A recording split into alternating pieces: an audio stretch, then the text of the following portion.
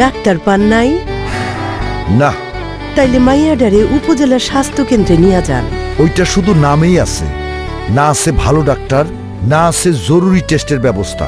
আমি ওরে কাল ঢাকা নিয়ে যাব। যদি এমন কোনো ব্যবস্থা থাকতো যেখানে অন্তত কম খরচে প্রাথমিক চিকিৎসাটা পাইতাম। বেশি স্বপ্ন দেখো না, জীবনেও এদেশে এসব হবে না।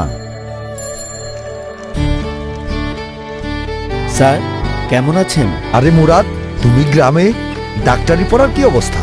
স্যার এমবিবিএস শেষ করেছি, মাত্রই এলাম, আপনাকে দেখেই থামলাম স্যার। কি সৌভাগ্য আমার, আমি ডাক্তার খুঁজে মরি, অথচ আমার ছাত্র নিজেই ডাক্তার।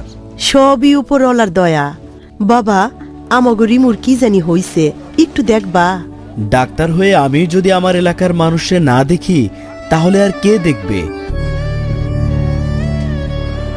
স্যার কিছু টেস্ট করানো প্রয়োজন, ওকে উপজেলা স্বাস্থ্যকেন্দ্রে নিয়ে যান। এখানে কিছু হবে না, আমি ঢাকা যাব। শেষবারের মতো যান ঢাকায়, আশা করি স্বাস্থ্যসেবা নিয়ে আর কষ্ট করতে হবে না। তুমি এত নিশ্চিত হলে কিভাবে? কে আর ভাবে আমাদের নিয়ে? ভাবে তো স্যার, দেশের স্বাস্থ্যসেবা বদলানোর লক্ষ্যে যুগান্তকারী স্বাস্থ্য পরিকল্পনা করেছে বিএনপি। তাই নাকি?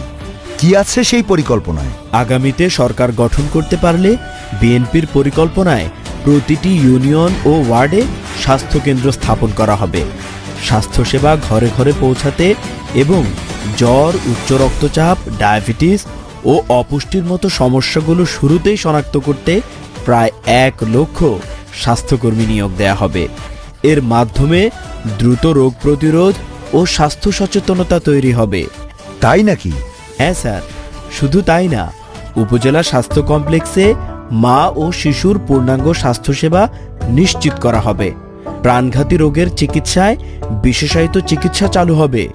বিনামূল্যে প্রাথমিক ঔষধ দেয়া হবে। স্বল্প মূল্যে ক্যান্সার, স্ট্রোক ও ডায়াবেটিসের ঔষধ এবং বিনামূল্যে দেশে তৈরি ভ্যাকসিন সরবরাহ করা হবে। ডেঙ্গু, চিকুনগুনিয়া ও ম্যালেরিয়া প্রতিরোধে বছরব্যাপী বিজ্ঞানভিত্তিক মশা নিয়ন্ত্রণ ও চিকিৎসা কার্যক্রম চলবে। যারা এত সুন্দর পরিকল্পনা করতে পারে, আমার বিশ্বাস তারা বাস্তবায়নও করতে পারবে। সবার আগে বাংলাদেশ, করব কাজ, গড়ব দেশ। ধানের শীষে ভোট দিন।